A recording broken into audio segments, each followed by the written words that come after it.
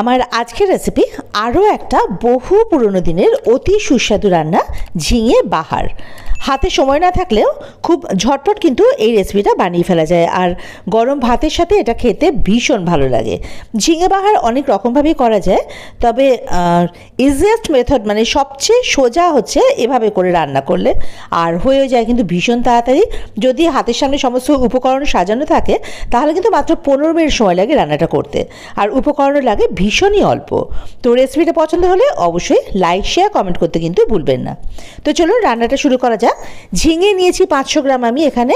তো ঝিঙের আগে দুটো দিক এভাবে করে কেটে বাদ দিয়ে তারপরে ওই যে লম্বা শিরের মতো অংশগুলো সেগুলো এভাবে করে ছাড়িয়ে নেব, তাতে যেটুকু খোসা বাদ যায় যাবে। এবারে ঝিঙেটাকে কাটতে হবে, তার জন্য লম্বা লম্বি আগে একটা এভাবে কাট লাগিয়ে নিলাম। এবারে এভাবে করে ছোট ছোট টুকরো করে নেব। আপনারা চাইলে বড় বড় করেও কাটতে পারেন, আসলে ছোট ছোট টুকরো করলে না এটা সেদ্ধ তাড়াতাড়ি হয়ে যাবে আর খেতে তো ভালো লাগেই। এই দেখুন পুরো ঝিঙেগুলো আমি কেটে ভালোভাবে ধুয়ে নিয়েছি, আর এই যে খুব পাতলাও হবে না আবার কিন্তু খুব মোটাও হবে না। এবারে একটা মিক্সিং জারে আমি 1 টিস্পুন সাদা সর্ষে আর 1 টিস্পুন কালো সর্ষে নিলাম। আপনারা যে কোনো এক ধরনের সর্ষেও কিন্তু নিতে পারেন। নিলাম কাঁচা লঙ্কা, এটা কিন্তু যে যেমন ঝাল খান সেই অনুযায়ী নেবেন। আর অল্প একটু নুন দিয়েছিলাম, এটা সে দেখানো হয়নি, সব দিয়ে এই সর্ষেটা বেটে রেখেছি। নুন আর কাঁচা লঙ্কা দিলে সর্ষেটা তেতো হওয়ার ভয় থাকে না। এদিকে নারকেল কোড়া নিলাম, এটা আমি হাফ মালা নারকেল কোড়া নিয়েছি, মানে মাঝারি সাইজের নারকেলে হাফ। এবার রান্না শুরু করার জন্য ওভেনে কড়াই বসিয়ে সর্ষের তেল দিয়ে দিলাম। এখানে আমি 2 টেবিল স্পুন। সর্ষের তেলে কাঁচা গন্ধটা চলে গেলে যখন এই যে এরকম ধোয়া ওঠা গরম হয়ে যাবে তখন এর মধ্যে ফোড়নে দিলাম হাফ টিস্পুন জিরে, গোটা জিরে। একটু ভাজা ভাজা করবো কয়েক সেকেন্ড। এবারে ওই ঝিঙে যেগুলো কেটে ধুয়ে রেখেছিলাম সেগুলো এর মধ্যে দিয়ে দেবো। এবার হাই ফ্লেমে ঝিঙেটা ভালো করে ভেজে নিতে হবে। নুন এখন কিন্তু দেব না, কারণ যদি নুন দিই তাহলে ঝিঙেতে জল কাটবে, তখন কিন্তু ঝিঙেটা আর ভাজা হবে না। আর এভাবে করে ভেজে নিলে হবে কি, ঝিঙের কাঁচা গন্ধটা কিন্তু চলে যাবে।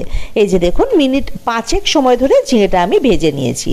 এটা খুব ভালোভাবে ভাজা হয়ে গেছে, কিছু কিছু ঝিঙে আবার হালকা লাল রঙও ধরেছে। এখন আমি এখানে দিয়ে দেবো স্বাদ মতো নুন। আমি এখানে হাফ টিস্পুন মতো নুন দিয়েছি, কারণ ওদিকে আবার সর্ষে বাটার সময় সেখানেও তো একটু নুন দিয়েছি, তাই নুনটা একটু বুঝে দিতে হবে। আর চিনি আমি এখানে দিলাম 2 টিস্পুন। আর আপনারা নুন আর মিষ্টিটা কিন্তু নিজেদের স্বাদ অনুযায়ী দেবেন। এবারে এর মধ্যে ওই সর্ষে যেটা বেটে রেখেছিলাম সেটা দিয়ে দিলাম, আর দিয়ে দিলাম নারকেল কোড়াটা, ওই যে হাফ মালা নারকেল কুড়িয়ে রেখেছিলাম সেই নারকেল কোড়াটা দিয়ে দিলাম। দিলাম 2টো কাঁচা লঙ্কা, আপনারা যে যেরকম ঝাল খান সেই অনুযায়ী লঙ্কা দেবেন। আর দিয়ে দিলাম চায়ের কাপের 2 কাপ পরিমাণ জল। এবারে সব কিছু একসঙ্গে খুব ভালো করে মিশিয়ে দিয়ে তারপরে ঢাকা দিয়ে মিনিট 10 মিডিয়াম ফ্লেমে এটাকে রেখে দেব। ঢাকা দিয়ে রাখলে ঝিঙেটাও নরম হয়ে যাবে, আর এটা কিন্তু একটু ঝোলঝোলই হবে। মিনিট 10 পর ঢাকাটা খুলে নিলাম। এই যে দেখুন ঝোলটা কিন্তু বা জলটা অনেকটাই শুকিয়ে এসেছে। আপনারা যদি এটা একটু শুকনো খেতে চান সেক্ষেত্রে আরও কিছুটা শুকিয়ে নিতে পারেন। তো ঝিঙেও তো দেখুন একেবারে সেদ্ধ হয়ে গেছে। এবার ফ্লেমটাকে হাইতে করে এটা আরও মিনিট খানেক বেশ ভালো করে ফুটতে দেব। মিনিট খানেক পরে ফ্লেমটাকে অফ করে ঢাকা দিয়ে রেখে দিলাম। স্ট্যান্ডিং টাইম মিনিট খানেক বা মিনিট 2 পর ঢাকাটা খুলে নিলাম। দেখুন রেডি আমাদের ঝিঙে বাহার। এই যে এটা কিন্তু এরকম অল্প ঝোল থাকে। আগেই বললাম আপনারা ঝোল খেতে না চাইলে সেক্ষেত্রে এটাকে আরেকটু ফুটিয়ে ঝোলটা টানিয়ে নিতে পারেন, তবে এটা খেতে কিন্তু ভীষণই ভালো লাগে, বেশ পেটটাও ঠান্ডা রাখে এটা। তো এবার একটা সার্ভিং বলে নামিয়ে নেওয়া পালা। আপনারা কিন্তু অবশ্যই ঝিঙের এই রেসিপিটা বাড়িতে একবার ট্রাই করবেন। আগেকার দিনের রান্না তো এগুলো কিন্তু ভীষণ টেস্টিও হয়, আর ওই যে বললাম নির্ঝঞ্ঝাট ভীষণ অল্প সময় রান্নাটা হয়ে যায়।